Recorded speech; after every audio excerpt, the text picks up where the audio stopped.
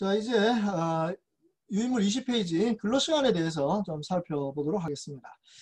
근로시간에 대해서 사실 우리 기업들이 특히 대기업들 같은 경우에는 크게 신경 쓰지 않았습니다. 이제 상한이 52시간으로 되어서 만약 이걸 초과하면 이제 전에는 잘 처벌 안 했는데 이제는 노동부가 처벌할지도 모르겠다. 그러나 어쨌든 그동안에 또 계도기간이라는 걸 더 가지고 쉽게 처벌하지는 않는다. 이런 정도로 이해를 하고 있었죠. 그래서 근로시간이라는 게 회사에 출근하고 퇴근할 때까지 그 시간 중에서 휴게시간 1시간만 빼고 나머지는 다 근로시간이다 하는 데 대해서는 별로 어려움이 없었습니다. 근로인주법 50조에서도 근로시간의 정의를 그렇게 정하고 있죠. 그 사망이 중요한데요. 근로시간을 산정함에 있어 작업을 위하여 근로자가 사용자의 지휘, 감독 아래에 있는 대기시간 등은 근로시간으로 본다.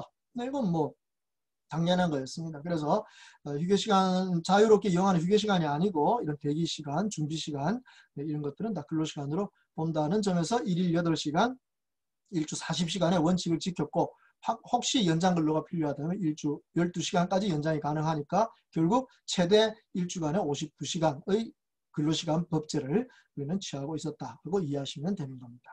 근데 이제 최근의 문제가 이 코로나 사태 때문에 이제 재택근무 를 이제 하게 되는 경우가 많게 됐죠. 그래서 기업이 첫 번째 고민이 이 재택근무를 하는 경우에 이 근로시간을 어떻게 산정할 것인가 이런 고민을 할 수 있는데 사실은 그게 크게 고민할 문제가 아니죠. 재택근무라는 것이 회사의 업무상 필요에 의해서 사회적인 방역 지침에 따라서 이제 하게 되는 거니까 그 재택근무가 당연히 회사의 지시에 의해서 하는 것이고 거기에 근로자가 따라서 하는 것이니까 무슨 근로시간이라는 점에는 의무의 여지가 없습니다. 쉽게 말하면 근무 장소를 변경했다 이거죠. 사정에 의해서 근무 장소를 변경한 것이지 근로시간 자체에는 어떤 변화가 있다고 볼 수가 없습니다. 그러니까 그 근무시간 내에 근로자는 여전히 성실하게 근무할 의무가 있는 것이고 만약 그런 성실 근무를 위반하는 경우가 증거로서 나타난다면 거기에 대해서 징계를 할 수 있다는 것도 당연하겠습니다.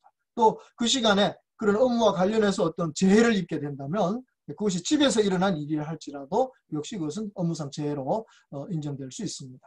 그렇기 때문에 재택근무 자체가 근로시간과 관련해서 어려움을 주지는 않습니다. 문제는 근로자가 성실하게 근무하느냐, 회사가 그것을 신뢰할 수 있느냐, 이게 문제겠죠. 그래서 평소에 근로관계가 좋았던 서로 신뢰할 수 있었던 그런 회사는 재택근무한다고 해서 크게 나빠지지 않을 겁니다. 언론에 가끔 보면 재택근무로 인해서 생산성이 그렇게 저하되지 않는다. 사용자들이 제일 많이 걱정하는 게 그거였는데 그렇지 않다라는 이런 통계 조사가 잡히는 걸 보면 우리 근로자들 대부분이 성실하게 자신의 업무를 수행하고 회사가 그걸 신뢰하면서 그런 재택근무 방침을 건강을 위해서 하고 있기 때문에 문제가 없을 거로 봐집니다. 다만 재택근무를 통해서 생기는 어떤 여러 가지 문제들을 예방하기 위해서는 별도로 재택근무와 관련된 규정들을 만들어서 노사가 서로 합의해서 그런 규정에 따라준다면 서로 간에 훨씬 더 합리적이고 효율적으로 재택근무를 할 수 있을 것이라고 봐주는 것입니다.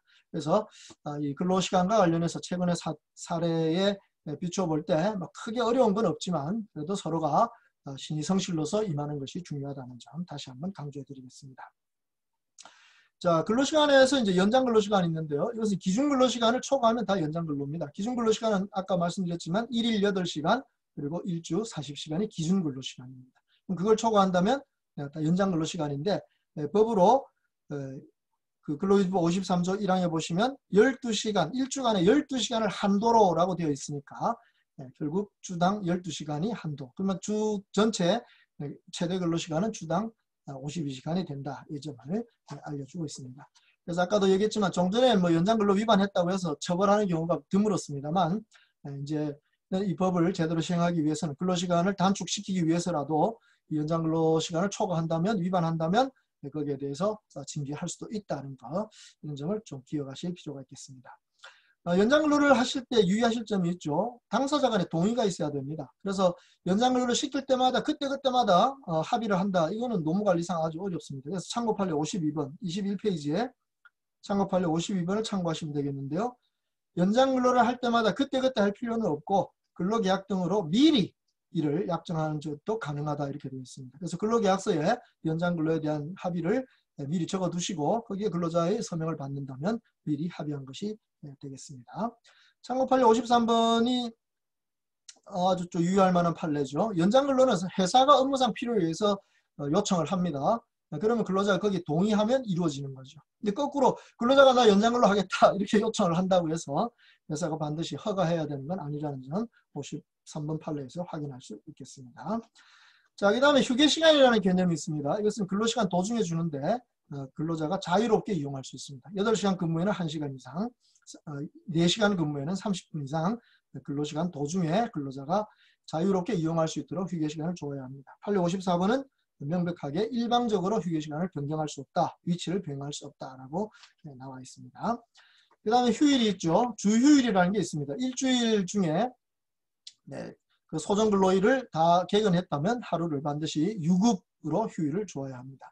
그리고 이제 최근 법 개정에 의해서 올해 1월 1일부터 시행되었는데요. 이 대통령령으로 정하는 휴일, 즉 공휴일이 유급휴일로 바뀌었다는 점 알아두시면 되겠습니다. 이것은 올해 300인 이상 기업부터 이제 시행되긴 합니다만, 다행히 그동안 이 유급휴일, 공휴일 유급휴일은 300일 이상 대기업의 대부분은 그 약정휴일로 정하고 있었죠. 지역규칙이나 단체협약에서 정하고 있었기 때문에 크게 타격은 없습니다. 그러나 이게 이제 내년에는 이제 300인 이하, 30인 이상까지로 이제 가게 되고, 그 다음 해에는 30인 미만까지 이제 전부 다 적용되는 이런 상황이 벌어지니까 아마 소규모 기업에서 그 공휴일 1년에 10일 이상 있는 이런 공휴일들이 전부 유급휴일이 된다.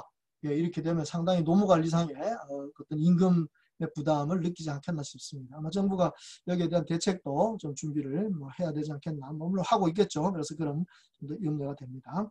어쨌든 이 유급휴일이라고, 이 휴일이라고 하는 이 표현은 참고 판례 56번을 보시면, 22페이지에 참고 판례 56번에 보시면 주휴일은 근로 의무 자체가 없는 날이다. 이렇게 되어 있습니다. 그러니까 사실 이 휴일 근무를 한다 이 자체가 사실은 모순되는 어법입니다. 휴일은 근로 의무가 없는데 거기 휴일 근무한다 이러니까 아주 어색한 표현이긴 하지만 어쩔 수 없이 실무상으로는 이제 필요할 때가 있으니까 휴일 근무라는 표현을 쓰고는 있습니다.